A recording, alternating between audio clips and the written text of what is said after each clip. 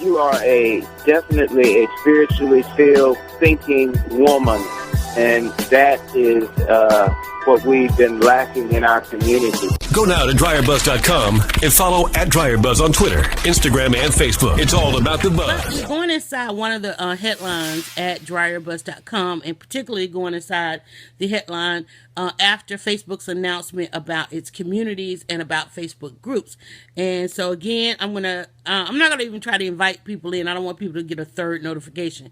So what we're gonna do is try and pick up where we left off. So what we were saying is, why are we liking or comparing or saying that what Mark Zuckerberg said about Facebook groups has anything to do with nonprofits? One of the reasons, the main reason, is these are very niche communities. Two, we have absolutely closed the digital divide, meaning that what used to be underserved populations, you can now reach them better, because in this global economy, everybody has access to technology right now. Everybody does. Even the homeless, they spend their days inside the libraries. They're able to use the computers.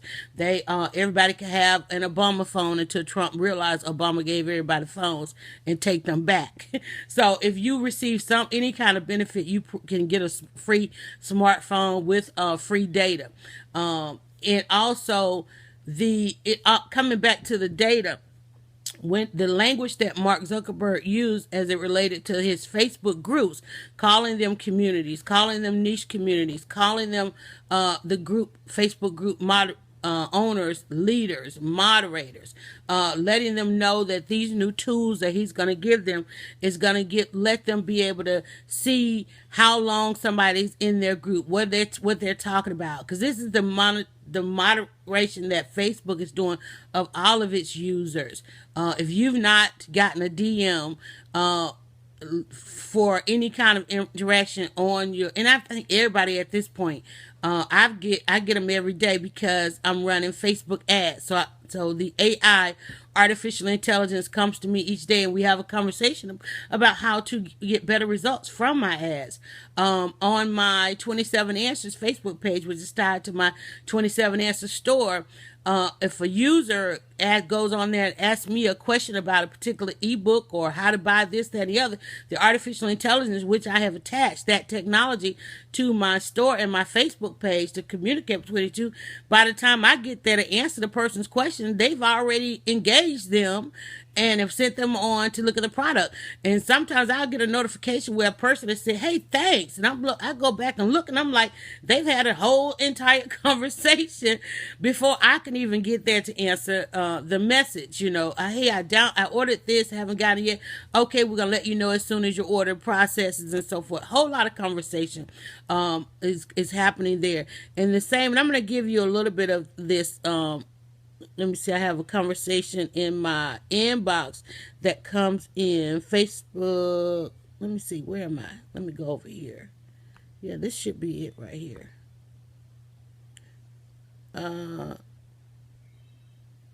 Okay, so I did a $1 ad on one of my posts. It says, "Hi Yolanda, your video promotion," look, it said, "Hi Yolanda," okay. "Your video promotion post, what is branding is ended, and we can have you help you review the results. Do you want to see it?" And I go, "Sure." And it says it reached 119 people. They got 39 video views. This is all for $1 now. "Do you want to see more info about the people it reached?" And I go, "Sure." And it says, okay, of 119 people who saw this post, 58% were women, 41% were men, 34% were the age 45 to 54, 100% was in the United States.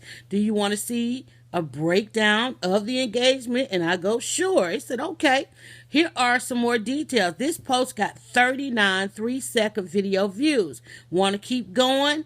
And then it goes on and it gives me deep dive. And I'm having this conversation in the DM with artificial intelligence, because it's certainly not a Facebook user, first Facebook employee. And then it asked me, did I want to promote it again and do some other things. And then, of course, I ran another one, and that one will end today, and I'll get that same stat. Now, back in the day when I first started blogging, I used to have to pay umpteen up to hundreds of dollars to get reports like that, and then had to have a monthly subscription of very sophisticated technology to get that kind of real-time data off of the site. And then Google came with their analytics, which was, virtually free, meaning somebody else was reimbursing every expense. And so I think that's a lot of what people use now, Google. But that's the kind of information that nonprofits have and have to provide in order to go after funding. And the organization that has the best data or the best access to a population of who needs service, those are the ones that are going to get the money. Who will have the best data? This young woman up above you has a Facebook group with 1 million users that she can access in real time.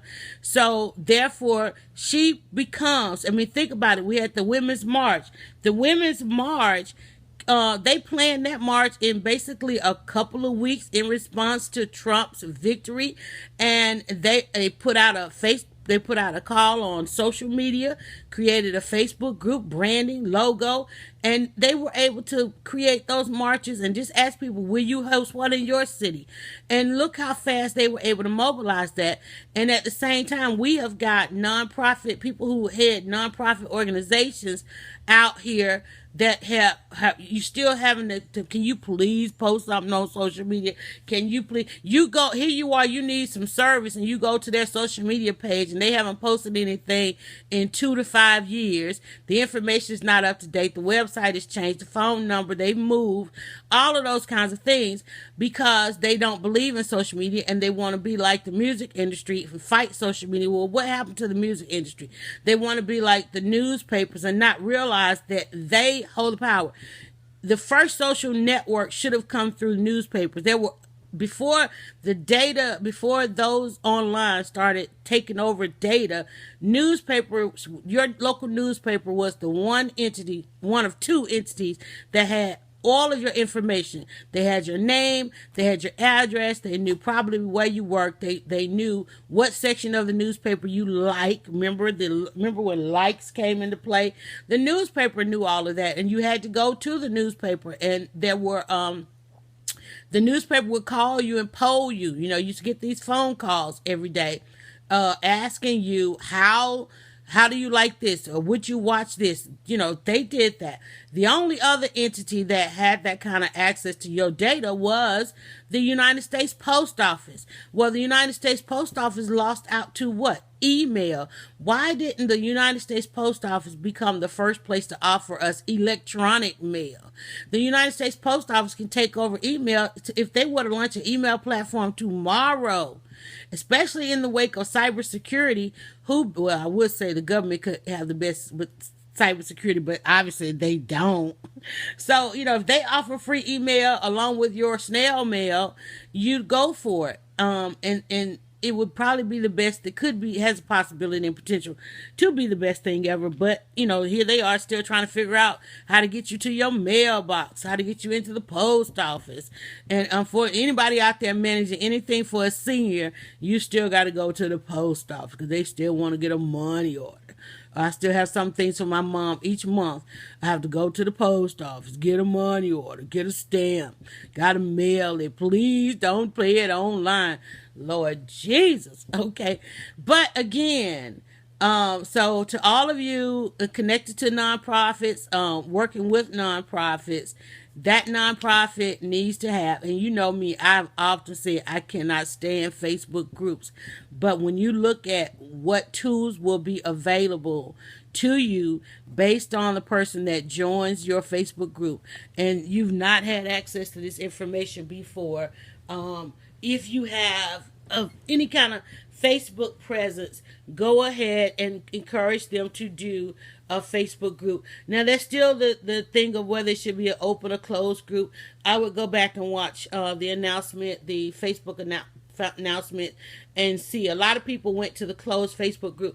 The only thing with the closed Facebook group is Once it's closed, you cannot open it, because anybody that joins a closed Facebook group in the terms of service means that the activity that they have in their group, they don't want to be seen. So you have to think about that before creating your group. Do you want it to be an open access public group?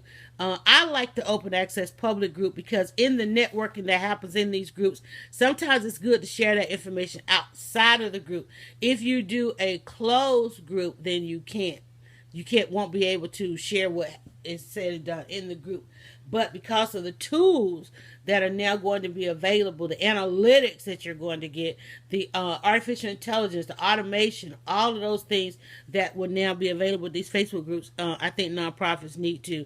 And I mean, just the data, bottom line, the data that'll be accessible at the end of the day tells us that you might want to manage a community. Not a Facebook group. They're not even calling them Facebook group. They're calling them communities now. And Mark Zuckerberg, if you look at, there was a picture.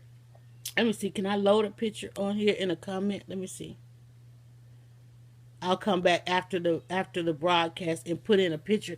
There was a picture where Mark Zuckerberg had a heated lit map behind him that shows the activity on Facebook around the world, and that's just absolutely amazing. If you're looking at going for, whether you're trying to go after in your nonprofit group, local dollars, state dollars, regional dollars, national dollars, international global funding, if what you are, your niche, if your niche has, I mean, no matter what the level is, here is the opportunity. And I'm having this conversation with you early on.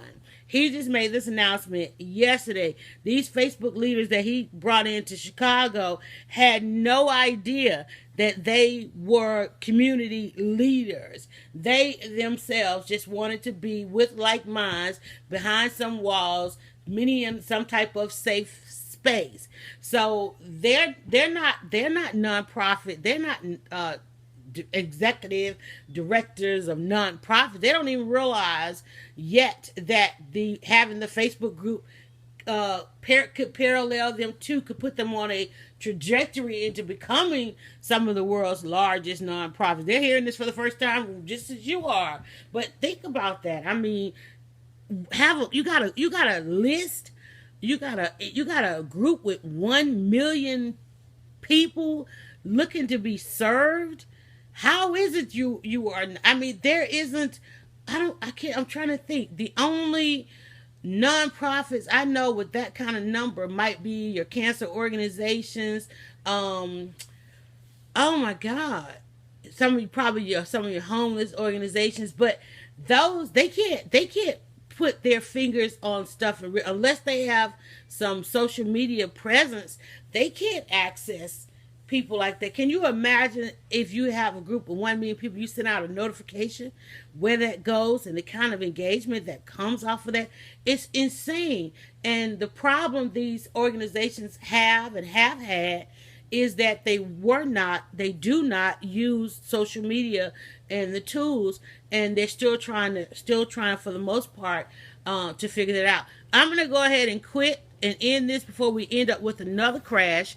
Some of my notes that I immediately took, some of my initial assessments, but I said everything takes 3 days, so I'm going to go back and look at those and really finish looking at this video and see what they really mean. But I'm likening it to running a nonprofit. And if you are attached to any kind of organizations, anybody that's seeking funding, anybody seeking sponsorship and those kinds of things, will be holding to you to look at and see if having a Facebook group, a community, will benefit you. And I'm looking at it to see because I actually have a Facebook group. It's not one that I let it kind of run itself, because I have enough on social media to contend with.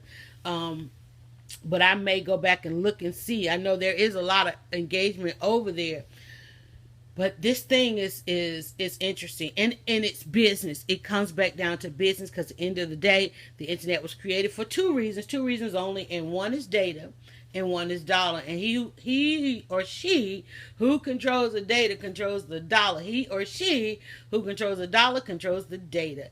And on that note, guys, I'm going to say farewell. This has been Breakfast with DryerBuzz. Hope I gave you a lot to think about. Don't forget, like a couple of pages. DryerBuzz is our main page. Breakfast with DryerBuzz is there. We'll be back in September for our leadership breakfast that we have once a month.